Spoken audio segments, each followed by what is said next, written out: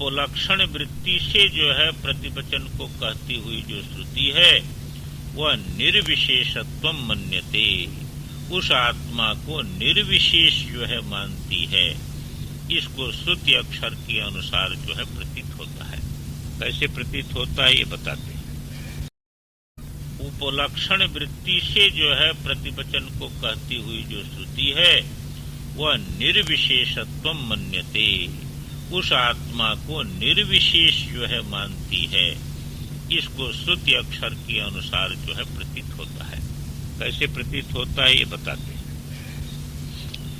अब चलेंगे अनुगमात। अनुगमात बस इतना सूत्र है, समझे ना। कहते हैं कि निमित्तत्वम इति श्रोत्रस्य श्रोत्रम इत्यादि प्रतिवचनस्य अर्थः। इसमें हेतु क्या है? इसमें हेतु है अनुगमात, अनुगम होने से, शास्त्र श्रुति के शब्दों का इसी अर्थ में अनुगम होने से, ऐसा अर्थ लगाना। अनुगमात माने श्रुति के अर्थों का इसी अर्थ में जो है अनुगम होने से। आगे देखिए, ही अत्र अस्मिन् अर्थे। अस्मिन् अर्थे माने वही आत्मा मन इत्यादि के प्रवृत्ति का निमित्त। आत्मा जो है मन इत्यादि प्रवृत्ति का निमित्त है। इसी अर्थ में अक्षराणी, जो यहाँ श्रुति के अक्षर हैं, शब्द हैं, वो जो है इसी अर्थ में जो है प्रतीत होते हैं। कैसे? कथम? कहते ऐसे प्रतीत होते हैं। देखो, शृणोत्तनेन इति श्रोत्रम। श्रोत्रम किसको कहते हैं? शृणोत्तनेन इति श्रोत्रम। ये तो श्रोत्र का अर्थ है, श्रोत्र इंद्री। बहुत सुंदर अर्थ यहाँ करेंगे, ध्यान रखिएगा। तस्य शब्दावभाषकत्वम श्रोत्रत्वम। श्रोत्र में श्रोत्रत्व क्या है? शब्दावभाषकत्व।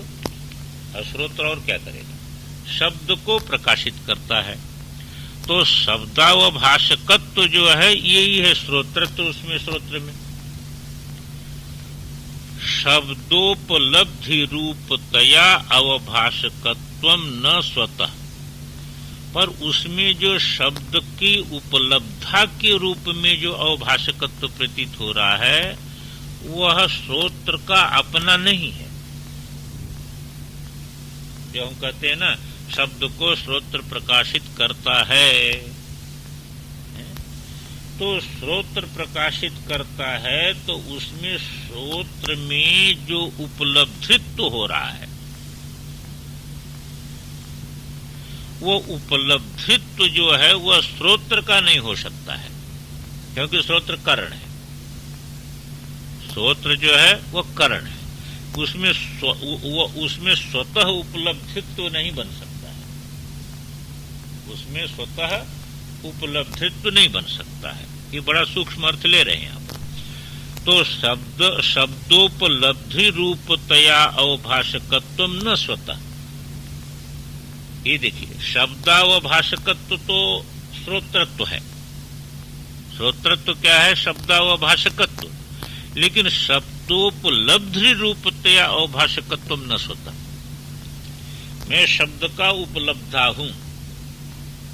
इस उपलब्धा रूप में अवभाषकत्व एक चीज हो गई, और उसमें जो उपलब्धा प्रमातृत्व जो मालूम हो रहा है ना, ये जो है उसका स्वतः नहीं है।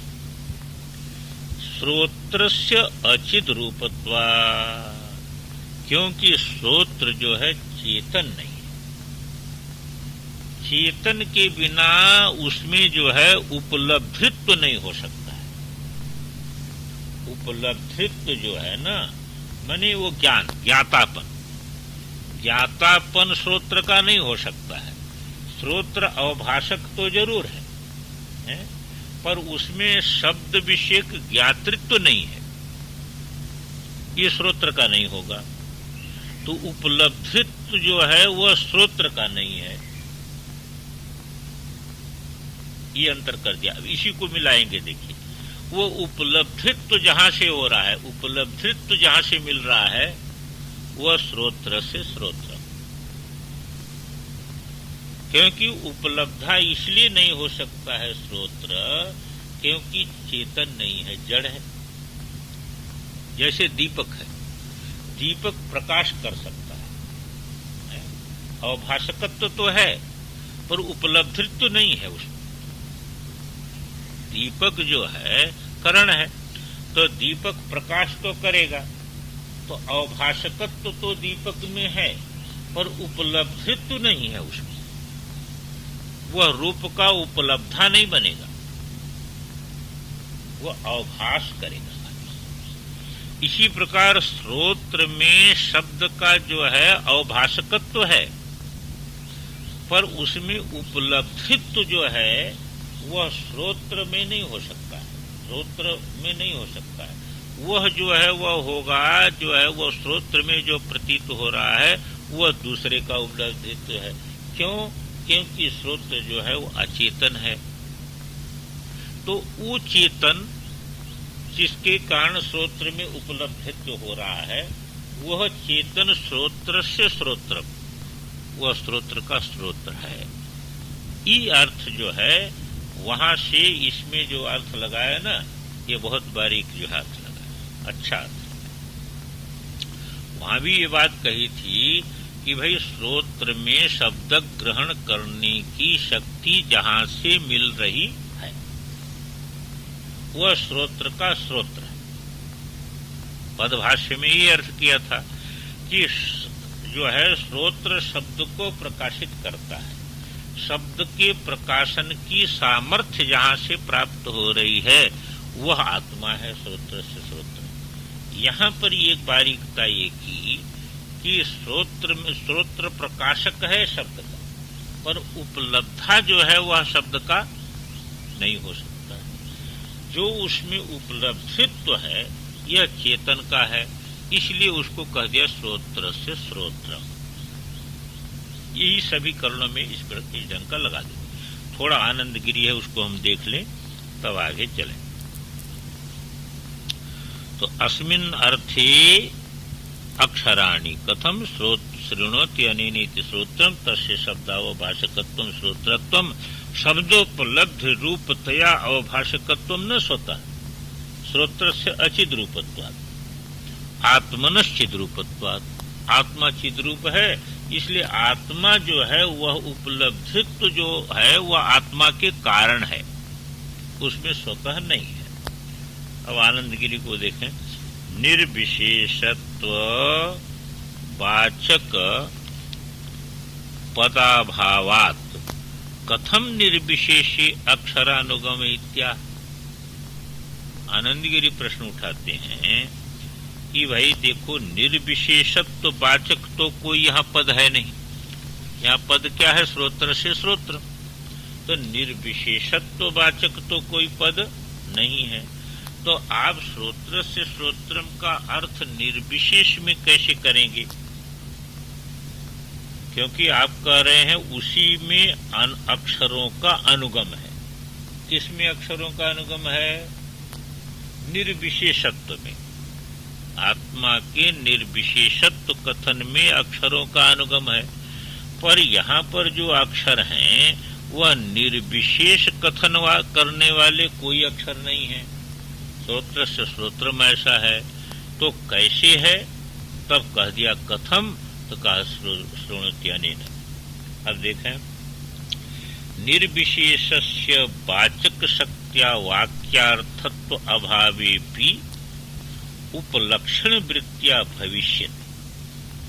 निर्विशेष का वाचक शक्ति से वहां यहाँ पर वाक्यार्थ न बनने पर भी उपलक्षण वृत्ति के द्वारा जो है वाक्यार्थ बन जाता है। लक्षणा से वाक्यार्थ बनता है, अभिधा से नहीं बनता है। यानी श्रोत्र से श्रोत्रम यह अभिधा अर्थ ले तो नहीं बनता है। इसका अर्थ क्या हो जाएगा? श्रोत्र का श्रोत्र। पर इसका लक्षणार्थ यदि लेंगे तो बन जाएगा। उसका लक्षणार्थ लेंगे तो जो है वह बन जाएगा। हाँ, इसी बात को कहते हैं कि निर्विशेषस्य वाचक शक्त्या वाक्यार्थत्वाभावेपि उपलक्षण वृत्त्या भविष्यति इति अभिप्रेत्य श्रोत्र शब्दस्य तावन मुख्यम अर्थमाह। पहले श्रोत्र शब्द का मुख्य अर्थ कहते हैं, शृणोतनेनेति श्रोत्रम, शब्दावभाषकत्वम स्वशक्त्यैव भविष्यति श्रोत्रस्य। शब्दावभाषकत्व जो है ना, यह श्रोत्र की अपनी शक्ति से होगा। शब्द जैसे दीपक की अपनी शक्ति से है प्रकाशकत्व, विषय का प्रकाशकत्व, इसी प्रकार श्रोत्र की अपनी शक्ति यही है। क्या अपनी शक्ति है? कि अपनी शक्ति उसकी यही है शब्दावभाषकत्व। तो शब्दावभाषकत्वं स्वशक्त्यैव भविष्यति श्रोत्रस्य। कथम? तस्य शब्दावभाषकत्वेन आत्मा उपलक्षितव्यः। तो फिर शब्दावभाषकत्व है श्रोत्र में, और वह श्रोत्र की अपनी शक्ति है, उससे आत्मा कैसे लक्षित होगा? इत्याकांक्षायाम, ये आकांक्षा होने पर कहते हैं शब्दोपलब्धि रूपतया। शक्ति सतः प्रकाशमानस्यैव वाच्या, नाशतो अप्रकाशमानस्य नर विषाणायमानत्वेन शक्तिमत्व अनुपत्ति। यहाँ पर विचार करते हैं कि शक्ति किसकी कही जाए? जिसमें दिख रही है। अरे शक्ति किसकी कही जाएगी? जिसमें दिख रही है। शक्ति सतः प्रकाशमानस्य सतः एव वाच्या। ये पूर्व पक्ष एक प्रकार का है कि शक्ति जो है प्रकाशमान जो पदार्थ है उसी की कहनी चाहिए, न असतो अप्रकाशमानस्य। जो प्रकाशमान नहीं है, ऐसा जो असत है, उसकी शक्ति नहीं कही जा सकती है। नहीं तो नर विषाणायमानत्वेन शक्तिमत्व अनुपत्ते। मनुष्य के सींग, अब मनुष्य के सींग की क्या शक्ति होगी? मनुष्य की सींग की शक्ति तो नहीं बनेगी ना, क्योंकि जो है जब मनुष्य का सींगे नहीं है तो उसकी शक्ति क्या है? इसलिए शक्ति तो उसी की कही जा सकती है कि जो सामने जो है वह मालूम हो रहा है, तो उसी की शक्ति कही जाएगी। तो शश विषाणायमानत्वेन शक्तिमत्व अनुपत्ति। सत्ता प्रकाशस्य आत्मरूपम। आत्मा का क्या रूप है? सत्ता प्रकाश। इन्हें सत्ता ही प्रकाश रूपा सत्ता, यही आत्मा का रूप है। तद भेदे माना भावा। उसके भेद में जो है मान का अभाव होने से, अतः उपलब्धि तादात्म्य नैव श्रोत्रस्य अभाषकत्वम न स्वातंत्रेण जडत्वात्। इसलिए उपलब्धा जो आत्मा है, उस आत्मा के साथ तादात्म्य होकर के ही श्रोत्र में अभाषकत्व बनेगा, स्वतंत्र रूप से नहीं बनेगा। आनंदगिरी कहाँ ले आए? देखिए, कहा कि जो है वह ये कर्ण में जो प्रतीत हो रहा है अवभाषकत्व, वह अवभाषकत्व कब बनेगा? उपलब्धा से युक्त होकर के ही अवभाषकत्व बनेगा। अनुभव में बैठाइए। यदि आप नहीं हैं, कोई इसमें जानने वाला नहीं है, तो अवभाषकत्व क्या बनेगा? श्रोत्र का। श्रोत्र का अवभाषकत्व तो तभी बनेगा जैसे इसका भी अवभाषकत्व, इसका अवभाषकत्व तभी बनेगा जो है दीपक का, जब आप जो है वह कोई ग्रहण करने वाला उसको हो, तभी तो प्रकाश सिद्ध होगा, नहीं तो प्रकाश कैसे सिद्ध होगा। ऐसे श्रोत्र का अवभाषकत्व तब बनेगा कि जब प्रमाता हो, प्रमाता ग्रहण करने वाला हो, तब श्रोत्र का अवभाषकत्व है। अन्यथा वो जड़ है तो उसमें उसका अवभाषकत्व किस लिए होगा।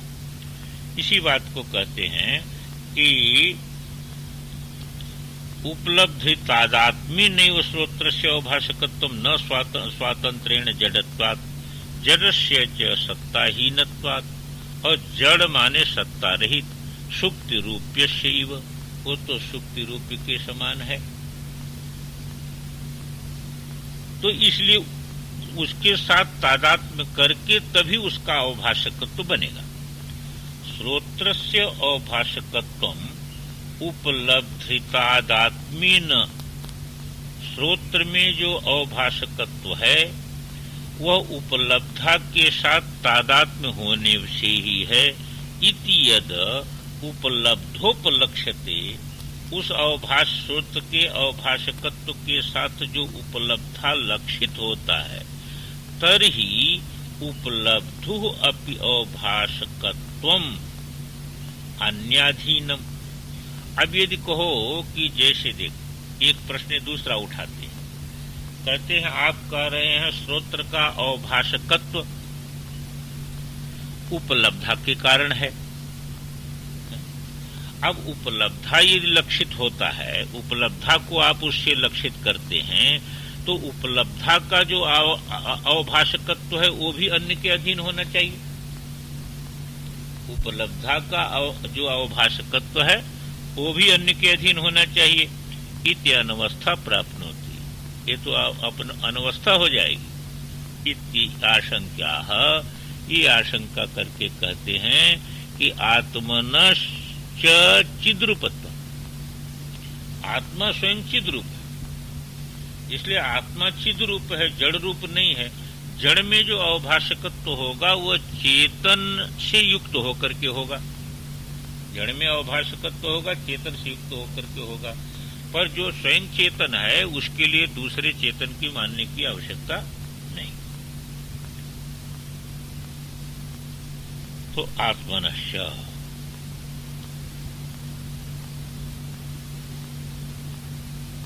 थोड़ा सा और देख ले आनंदगिरी।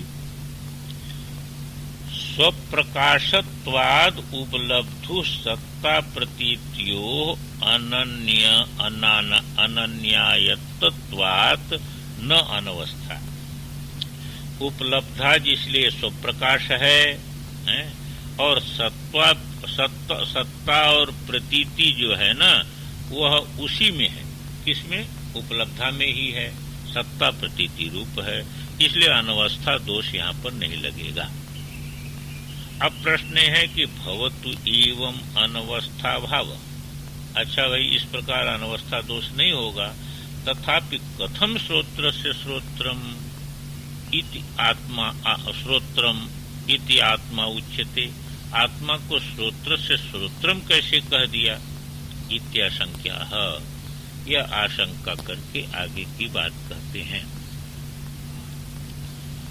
कि यत् श्रोत्रस्य उपलब्धित्वेन अवभाषकत्व, जो श्रोत्र में उपलब्धित्व रूप से अवभाषकत्व है, तद आत्मनिमित्तत्वात्, वह आत्मनिमित्तक है,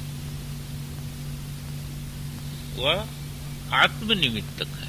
इसलिए आत्मनिमित्तक है, इसलिए श्रोत्र से श्रोत्रमित्युच्यते। दो चीज यहाँ पर लेते हैं। क्या लेते हैं कि एक तो संघातस्य परार्थत्व, संघात होता है परार्थ, यानी जड़ जितना ये संघात है वह चेतन के लिए है, अपने में इसका कोई तात्पर्य बनता नहीं है। एक चीज ये है, इसलिए ये जितना कार्य यहाँ इसमें जो कार्यकरण है ये किसके लिए? ये कार्यकरण का कोई प्रयोजन नहीं हो सकता। यदि चेतन न हो तो कार्यकरण का कोई प्रयोजन नहीं बन सकता। दूसरी चीज, ये कार्यकरण चेतन के बिना कुछ भी कर नहीं सकता। कार्यकरण जो है चेतन के बिना कुछ नहीं कर सकता, और कार्यकरण जो है वह चेतन के लिए ही हो सकता, अपने में उसका कोई प्रयोजन नहीं। इसी प्रकार जो ये कार्यकरण है, ये जो करण है, श्रोत्र आदि जो इंद्रियां हैं, ये करण है। ये करण का अपने में प्रयोजन नहीं होता है। लेखनी का अपने में प्रयोजन नहीं होता है, लेखक में प्रयोजन। लेखक के लिए लेखनी है, तो अपना उसका अपने में कोई प्रयोजन नहीं। और दूसरे क्या है कि अपने में अपने से उसका व्यवहार नहीं है, उसका व्यवहार लेखक से है। जब चेतन लेखक उसको प्रयुक्त करेगा तब उसका व्यवहार होगा लेखनी का। इसी प्रकार लिखती तो लेखनी है, इसमें किसी प्रकार का संशय नहीं, पर लिखती लेखनी है, पर लेखक के बिना वो नहीं लिखती है, लेखक के बिना नहीं लिखती है, और लेखक के बिना उसका कोई प्रयोजन भी नहीं है। इसी प्रकार ये श्रोत्र इत्यादि जो करण है, ये करण अवभाषक तो हैं, पर बिना चेतन के अवभाषकत्व भी नहीं है, और स्वतः के लिए भी जो है कोई उसका अवभाषकत्व का प्रयोजन भी नहीं है। तो इन दोनों दृष्टियों को लेकर के समझना चाहिए कि श्रोत्र से श्रोत्रम जो कहा, यानी जो श्रोत्रत्व करके अवभाषकत्व है, वह अवभाषकत्व जिस निमित्त से है। इसीलिए पहले के नेशितम में निमित्त लिया था खाली अर्थ, यहां भी वही निमित्त घटे। जिस निमित्त से श्रोत्र का जो है श्रोत्रत्व जिस निमित्त से है, वह श्रोत्र का श्रोत्र है। कोई मन का मन है, कोई जो है वाक्य का बात है। ओम पूर्णमदः पूर्णमिदम्। तो ये प्रसंग चल रहा था कि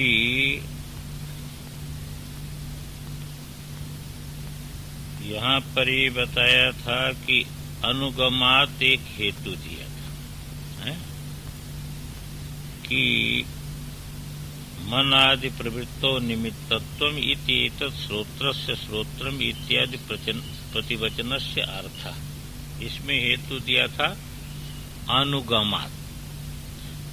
अनुगमात का अर्थ कर दिया अत्र अस्मिन् अर्थे अक्षराणि, इसी अर्थ में अक्षर लगते हैं। इसका व्याख्यान ये कर दिया कि शृणोत्तनेनेति श्रोत्रम तस्य शब्दावभाषकत्वम श्रोत्रत्वम। और दूसरी चीज महत्वपूर्ण बताया कि शब्दोपलब्धि रूपतया अवभाषकत्वम न स्वतः। ये जो श्रोत्र में स्वतः अवभाषकत्व नहीं है, शब्द का जो उपलब्धा है उपलब्धि रूप से अवभाषकत्व है, क्योंकि श्रोत्र जो है अचिद रूप है, चिद रूप है नहीं, और आत्मा चिद रूप है। यत् श्रोत्रस्य उपलब्धित्वेन अवभाषकत्वम् तद आत्मनिमित्तत्वात् श्रोत्रस्य श्रोत्रम् इत्युच्यते।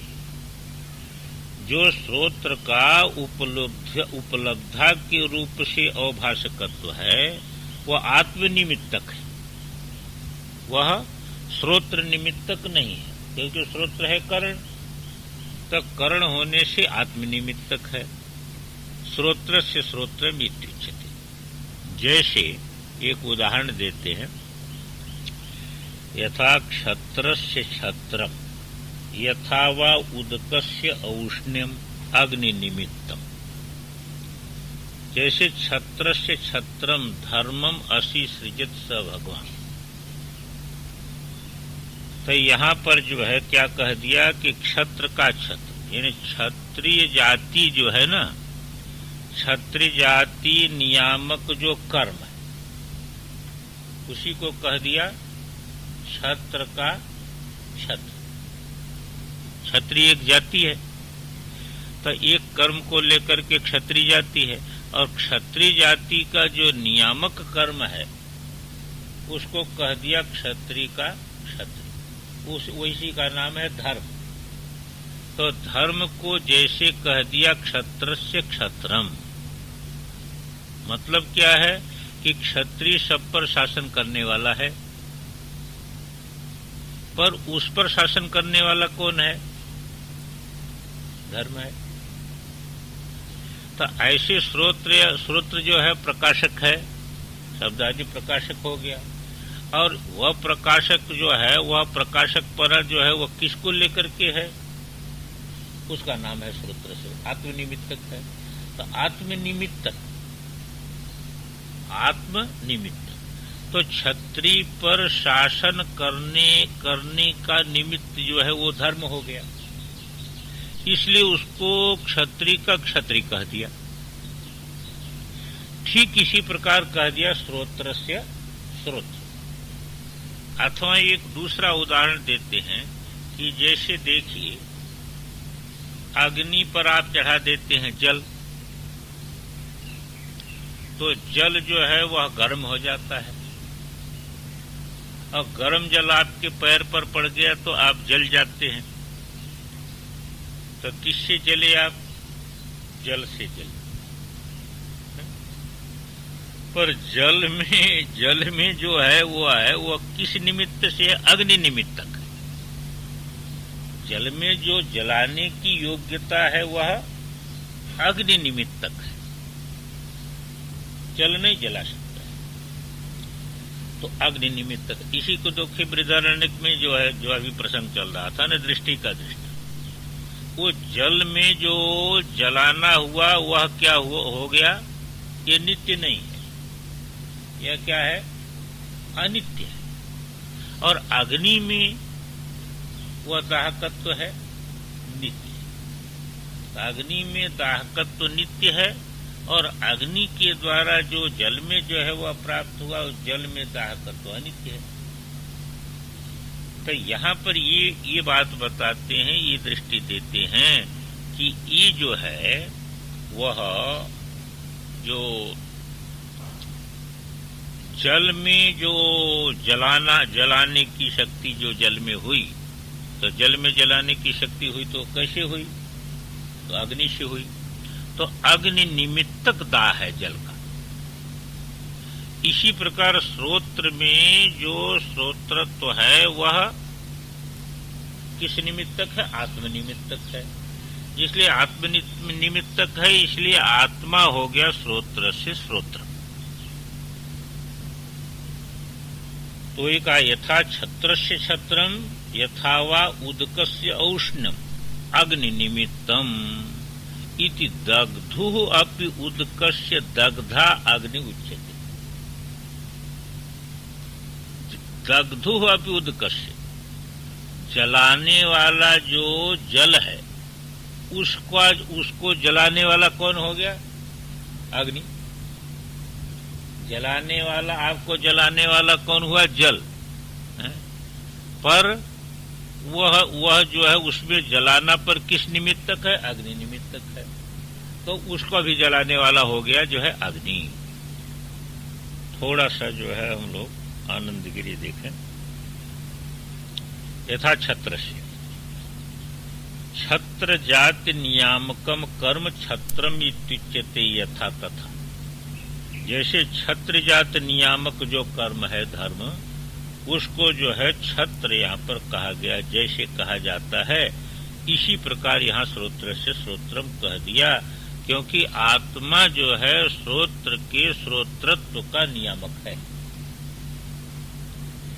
यदि श्रोत्रादि साक्षी आत्मा अस्ति, अभी एक प्रश्न उठाते हैं कि यदि श्रोत्रादि का साक्षी आत्मा है तो कथम लोकायतिकादि श्रोत्रादिषु एव उपलब्धित्व व्यवहार इत्याशंक्या। कहते हैं कि यदि श्रोत्रादि का साक्षी आत्मा है तो जो लोकायत दर्शन वाले हैं, ये लोकायत दर्शन वाले जो है श्रोत्रादि में ही उपलब्धित्व क्यों मानते हैं? वो तो कोई आत्मा पृथक मानते नहीं, वो पृथक आत्मा नहीं मानते, तो श्रोत्र को ही जो है वह शून्य वाला मानते हैं। तो ऐसा क्यों है? तो कहते इसलिए है कि वो आत्मनिमित्तक जो है वह श्रोत्रपना श्रोत्रत्व में है, इसी को कहते हैं उदकम। उदकम अपि ही अग्नि संयोगाद अग्नि उच्यते। उदक को भी अग्नि कह रहे हैं। कैसे अग्नि कह रहे हैं? अग्नि संयोग से उदक को भी जैसे उदक कह देते हैं, ऐसे आत्म संयोग से श्रोत्र को भी श्रोता कह देते हैं। उपलब्धा श्रोत्र को कह देते हैं, वो आत्म संयोग से कहते हैं। उदकम अपि अग्नि संयोगाद अग्निरुच्यते तद्वद अनित्यम यत् संयोगात उपलब्धित्वम तत्कारणम श्रोत्रादि। उसी प्रकार अनित्य जो है, जिस संयोग से अनित्यम उपलब्धित्व, जिसके संयोग से अनित्य उपलब्धित्व जो है वह आता है, तत्करणम श्रोत्रादि, वो करण जो है श्रोत्रादि है। तो वहां जो बृहदारण्यक में कहा था ना, अनित्य दृष्टि और नित्य दृष्टि, उसी बात को यहाँ पर कह रहे हैं। नित्य उपलब्धित्व आत्मा में हो गया, उसके संयोग से जो है वह करण में हो गया अनित्य उपलब्धित्व। थोड़ी सी आनंदगिरी है। तद उपलब्धि संबंधात श्रोत्रादिषु उपलब्धित्व व्यवहार इत्यर्थ। तद्वत ठीक। तद्वत जैसे, तद्वत माने जैसे अग्नि संबंध से जल में अग्नित्व व्यवहार होता है, उसी प्रकार उपलब्ध जो है वह उपलब्धा के संबंध से श्रोत्रादियों में उपलब्धित्व व्यवहार होता है। वो आत्मरूप आत्मा जो उपलब्धा है, उसके संबंध से श्रोत्रादियों में उपलब्धित्व व्यवहार है। भवन मते तरहि नित्योपलब्धि स्वभाव आत्मा इति श्रोत्रादे करणत्वम न स्यात्। अब एक चीज कहते हैं कि आपके मत में तो स नित्योपलब्धि स्वरूपो है, ये आत्मा नित्योपलब्धि स्वरूप है, तो आपको तो करण आदि की कोई जरूरत नहीं है। फिर आत्मा को करण इत्यादि की जरूरत नहीं है, क्योंकि नित्य उपलब्धि स्वरूप वो है, तो उसको करण की क्या जरूरत है? सूर्य को क्या दीपक की जरूरत पड़ेगी? तो इसी प्रकार आत्मा तो जो है वह प्रकाश रूप है, तो उपलब्धा वो है। जब नित्य उपलब्धा है तो सभी जो है वह, जैसे ईश्वर में कहते हैं न, बिनु पद चलई सुने बिनु काना, और नाना। तो इस प्रकार उसको इंद्रियों की आवश्यकता नहीं है, तो नित्य उपलब्धि स्वरूप आत्मा है, तो उसको इंद्रियों की आवश्यकता नहीं होगी। भुवन मते तरहि नित्योपलब्धि स्वभाव आत्मा इति श्रोत्रादेय कर्णत्व न स्यात्। तो श्रोत्रादि का कर्णत्व कैसे बनेगा? कहते क्रियायाम ही कर्णापेक्षा इति आकांक्षायाम, क्योंकि क्रिया में ही तो कर्ण की अपेक्षा होगी। अरे कोई करना होगा तो उसके लिए कर्ण की अपेक्षा है। ऐसी आकांक्षा में कहते हैं कि देखो ऐसा है, अनित्यम यत् संयोगात उपलब्धित्व तत्करणम श्रोत्रादि। ये अनित्य उपलब्धित्व जो है वह कर्ण को लेकर के है। उदकस्यैव दग्धृत्वम अनित्यम ही तत्र तत्। जैसे उदक में दग्धृत्व है वह नित्य है क्या? उदक में जो जलाने का है वह नित्य नहीं है। अभी जला रहा है, फिर अग्नि संयोग नहीं है तो कहाँ जला लेगा? उसमें नहीं जलाएगा। तो जैसे उदक में भी इसी बात को कहते उदकस्य इव दग्धृत्व, जैसे उदक का जो दग्धृत्व है वह अनित्य है। ही तत्र तत्र, वो दग्धृत्व जो है आत्मा में नित्य है और उसमें अग्नि में नित्य है और उदक में अनित्य है।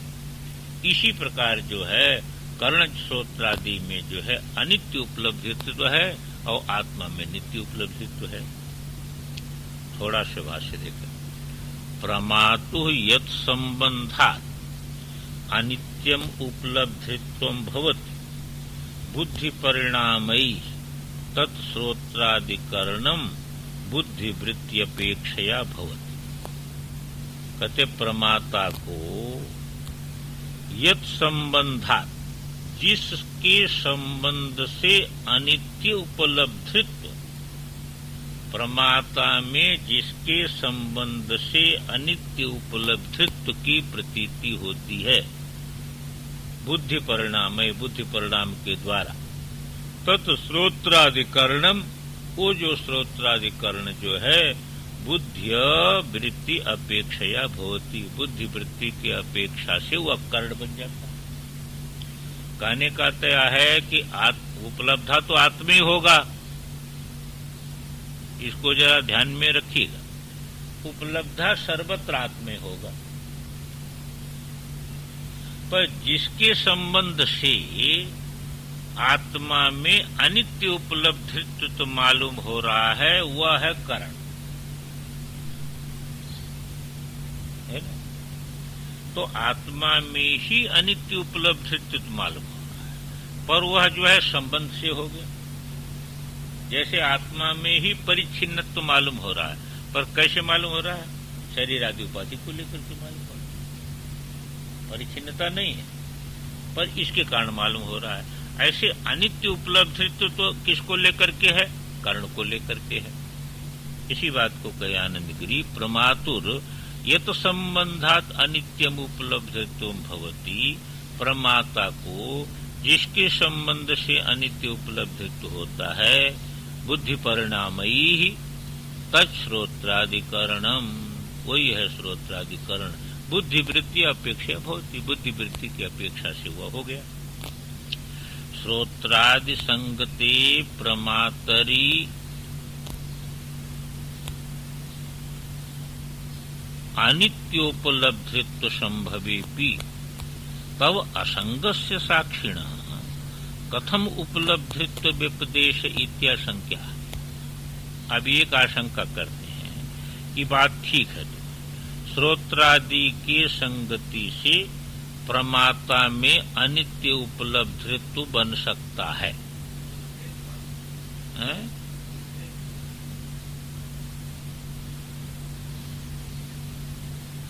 संगते है होना चाहिए, विसर्ग हमारे में भी नहीं।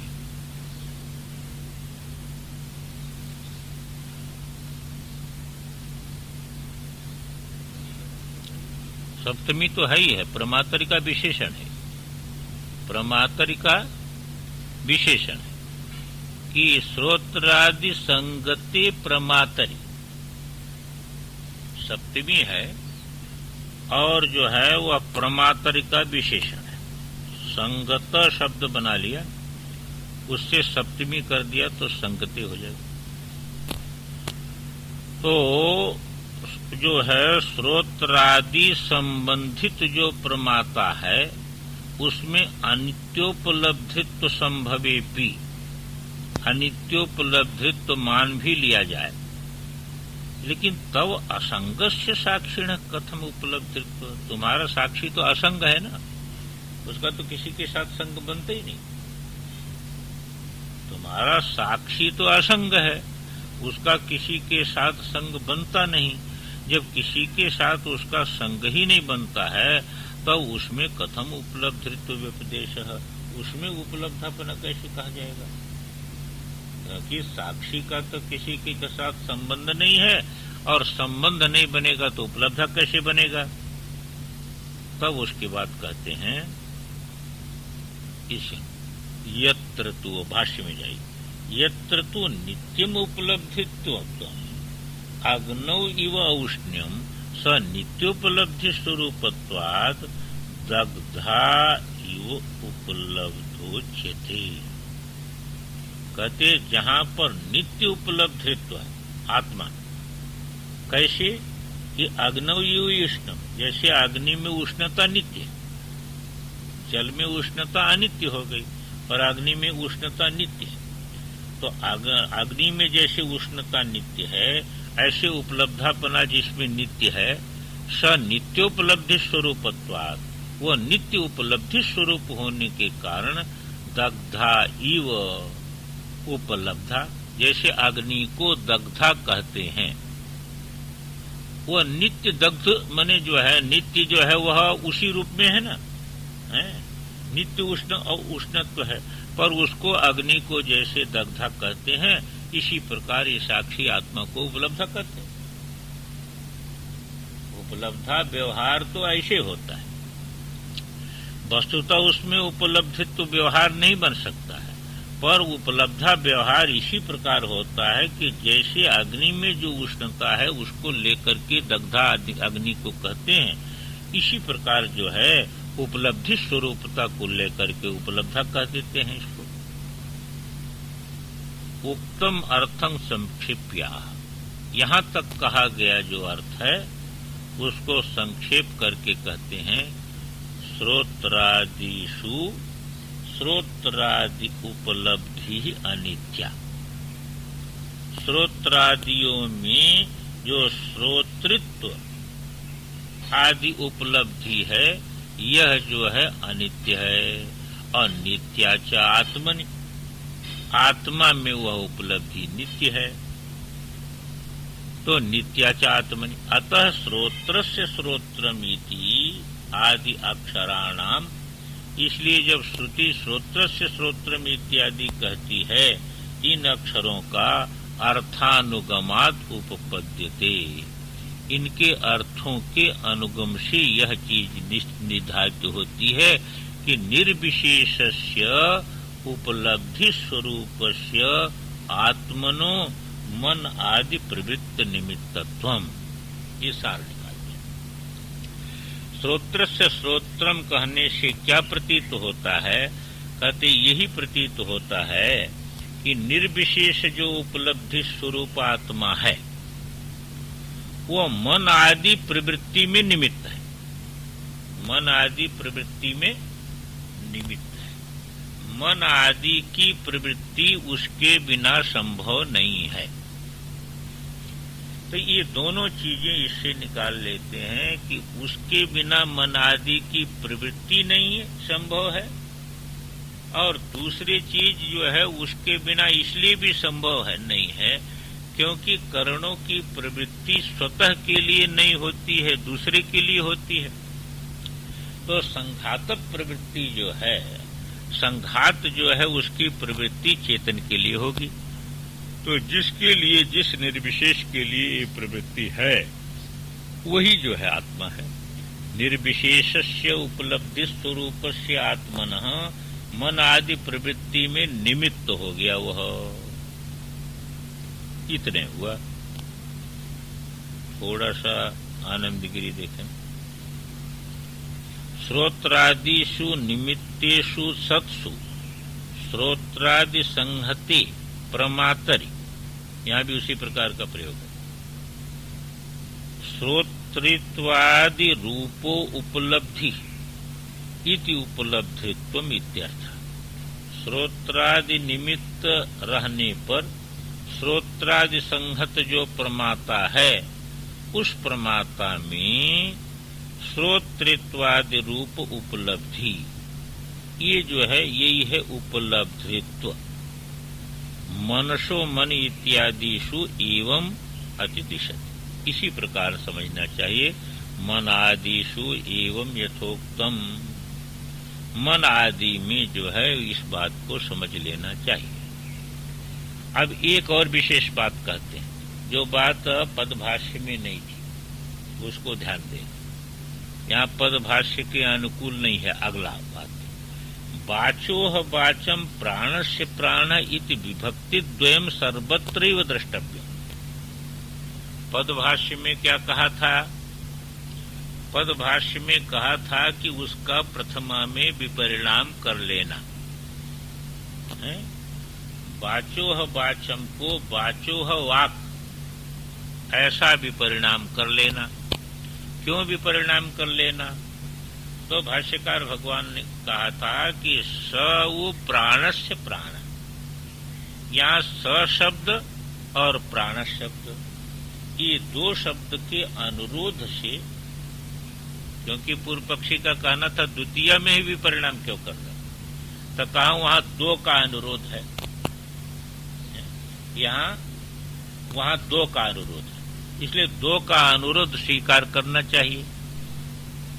ऐसा इसलिए कहना पड़ा कि बाकी सब जगह श्रोत्र से श्रोत्र इत्यादि में कोई अंतर नहीं पड़ता है, क्योंकि वहां तो नपुंसक है।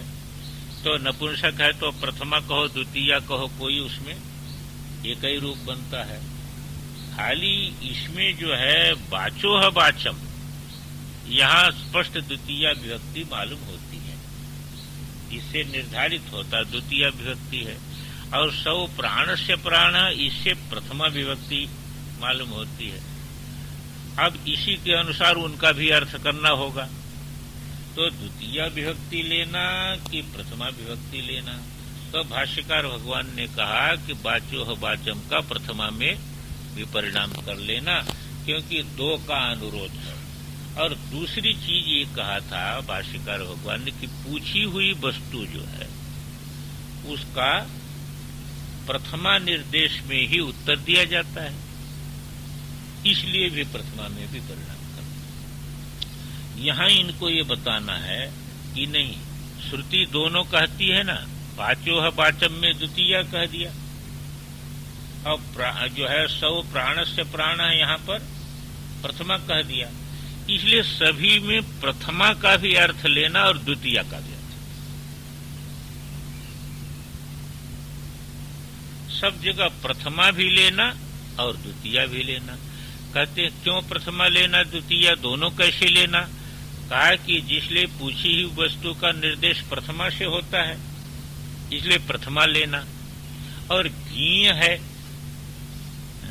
जिसको हम कह रहे हैं वह ज्ञेय है, इसलिए द्वितीया लेना। इसलिए सब जगह दोनों ले लेना। ये उस अर्थ में पदभाष्य के अर्थ में और इस अर्थ में ये अंतर। इनका कहना है कि दोनों ले लेना, प्रथमा और द्वितीया दोनों। इसको देखिए, वाचोह वाचम ये द्वितीया है ना,